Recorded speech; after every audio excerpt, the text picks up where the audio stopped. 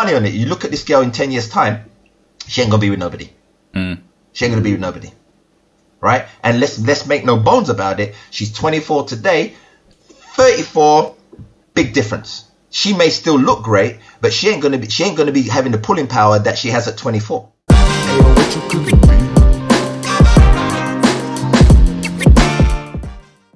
Being a provider back in the day was simple. You go get a job where you can get it. Yeah, you bring the money home, and that's it.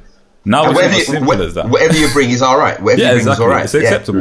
Now it's not acceptable. If you're not, you can have a job, but you need to be earning above a certain amount. There's this term going around now, high value man, which is if you're not earning 100 grand, if you're not earning 100 grand a year, which is that's a big wage.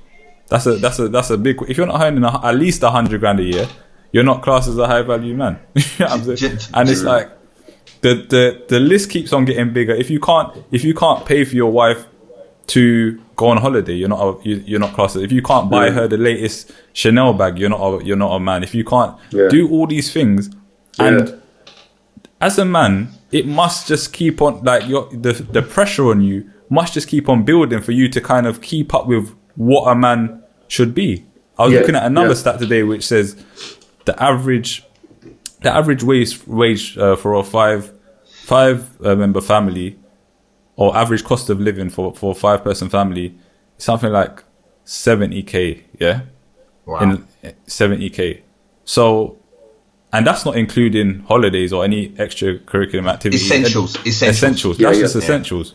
So by the time you add on the extras, we're looking at probably at least 100k. 100, yeah. So you're telling me that for me to be the ultimate breadwinner, I have to be earning 100k, and that's when I'm classed as a man.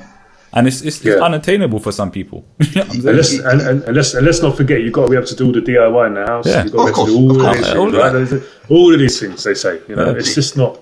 It's weird. Yeah. But for both sexes, that's where I'm going to use the phrase. You got to check who you're really checking for, right? So as a man, yes, you want, and I look at my mum. My mum stood by my dad's side, but she was always saying, Harold, let's see if we can do this. She was ambitious. She wasn't putting a pressure on him that, boy, if you don't do it, guess what's going to happen, right? So what I'm saying is that there are some of us men who do need encouragement, right? Who do need to be pushed, right? But and there's others of us that are busting our ass, who what we need is for a woman to tell us, listen, honey, it's all right. Don't kill yourself, right? Yeah. There's more to life than X, Y, Z. So it's not one response for everything, but what I'm saying is that you need to check who you're checking, right? Yeah. And just because she's got the prettiest face, don't mean she's right for you. And likewise, I would say to our sisters, you know what? If you want a provider, i.e. somebody to just give you things, I think they call them sugar daddies, right? Right? It's fine. But like there's no disputing that it's not a love thing, it's a business transaction. That's essentially what you're saying. And it's so funny, right? I saw this, I don't know what it was, on one of them YouTube things. There was literally like 2 days ago, a young couple, like in their 20s, and they're going to a counselor to try, because they're at the point of breaking point. And one of the couples, this girl was 24, 25. She said that, my dad always provided everything, so that's how I grew up. Okay. The brother she was with, he was 27, and he was doing good things. And he said to her, but he has come to the point. He said, look, I bought you the Chanel, I've taken holidays. Because I now want to plan, i.e. I want to buy a house, I'm saying we need to relax on those kind of things. She weren't having it. She said, listen, yes, we need to get the house, but you still need to maintain. He said, but that's not feasible, right? That's not feasible. But she wasn't having it. No, I have to have my things. I have to have it. Now, it's crazy, something like that, I'll just tell him, and he did, I was shouting it through the TV. He understood. I said, just leave her about her business. He did, right? But to be serious, women like that, you got to check yourself, honey, because I would put money on it. You look at this girl in 10 years' time, she ain't gonna be with nobody. She ain't going to be with nobody. Right? And let's make no bones about it. She's 24 today, 34, big difference. She may still look great, but she ain't going to be having the pulling power that she has at 24. And that's another thing women need to figure out, right? You even when you do have equality in terms of what opportunities you have in life, in terms of career and so on and so forth, we're not equal. We're not the same, because men don't have a biological clock like women. It's a fact.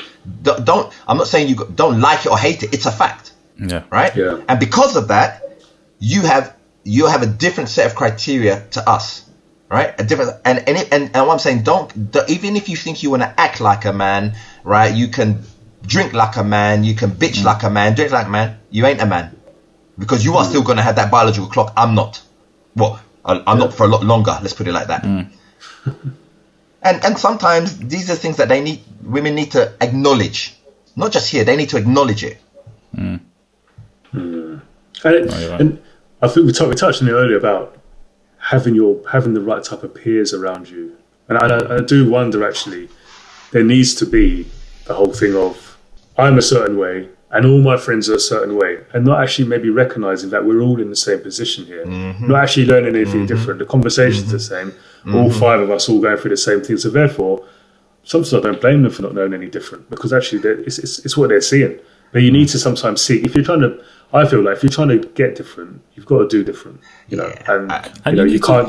Yeah, go on. If you're trying to be successful in anything, you need to talk to the people that have done it. You need to talk to if you're telling me that you've spoken to a woman and she's told you, yeah, this is the way, and she's been married happily for 25, 30 years, whatever it is, and she's telling you this is the way to go about it, I doubt it very much. You know what I'm saying? I doubt it very much. I don't know if a woman's being honest with you, if she's telling you the truth on how her relationship is or has been, I doubt she would go about it saying, you know what, you need to be successfully married for this long with someone, you need to get everything you can get and get out the door. Like, it's not exactly. It wouldn't be that. It wouldn't be that advice. It's interesting, right, Stu? To your very good point you made. You said about who you surround yourself with.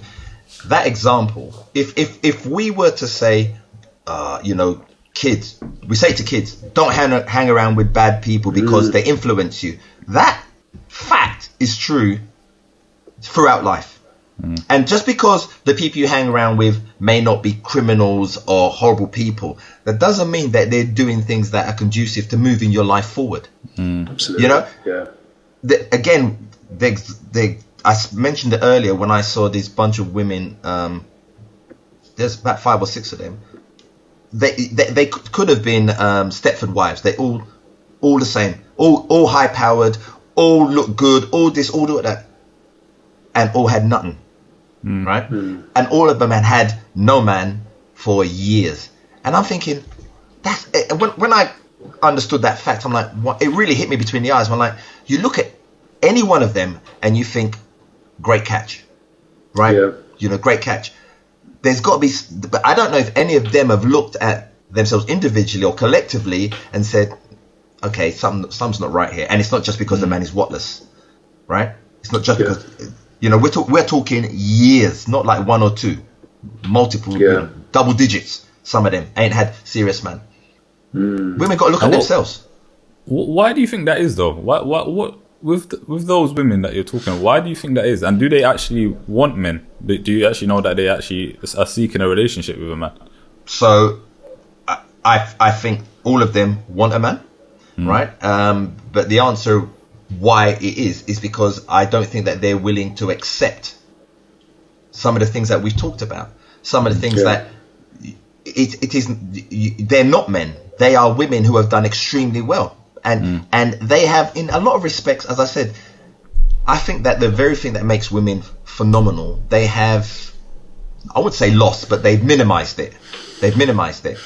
And so are they then appealing to men? Well, it goes back to my biological thing. These women are now 40.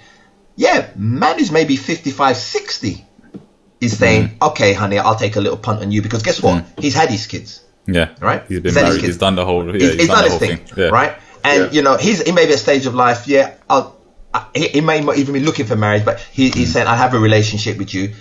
It's a different dynamic.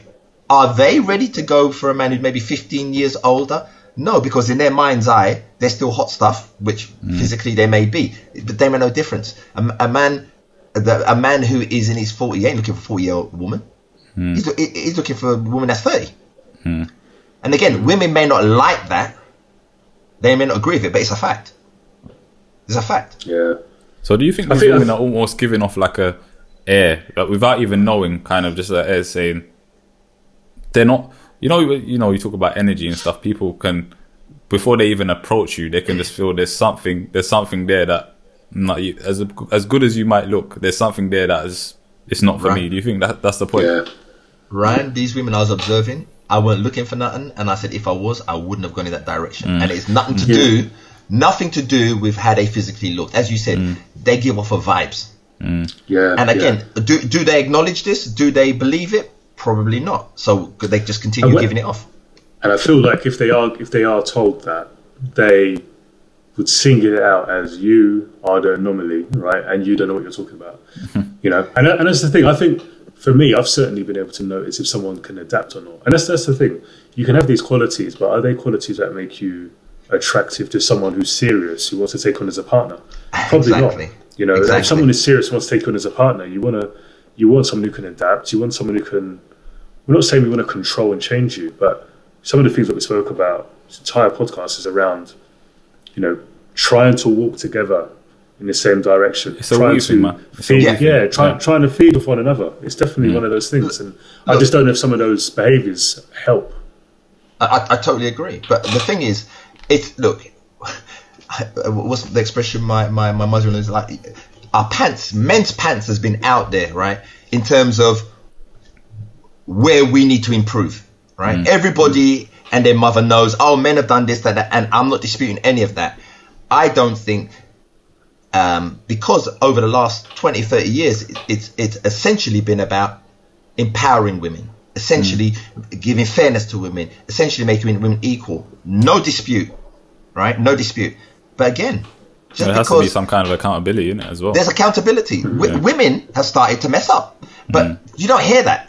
You don't hear that. And the fact is, even though you don't hear people talk about it, what we've talked about here, in that there is now a huge swathe of women from all cultures who you think, how is it all these women are single, right? I mean, and again, I'm talking for years and years. I have so many examples, right? I could give from all cultures where they're single, and they all have, in my opinion, they have this sort of vein running through them, this trait of, I don't need a man. If I get a man, some of them is, he has to be this, and some of this, you know, I want a man up here, but I'm down there. How's that going to work? How's that going to work? And there's also a movement of, this is where I think the problem is coming in, because there's also a big group of men that are just not standing for certain things anymore. And they're moving further over there, and the women are moving further over the other side. And it's like, when are we going to come back into the middle, kind of thing? Look, again, how do we get back? Struggle. Let's deal with the facts, right? Let's deal with the facts. The fact is that there are more women available than men. Yeah. So, if you like, men are the buyers. I'm not telling any woman. I would never tell any woman, friend, sister, daughter, take any rubbish. But what I would say is, check yourself. Check yourself. What are the vibes you're giving off?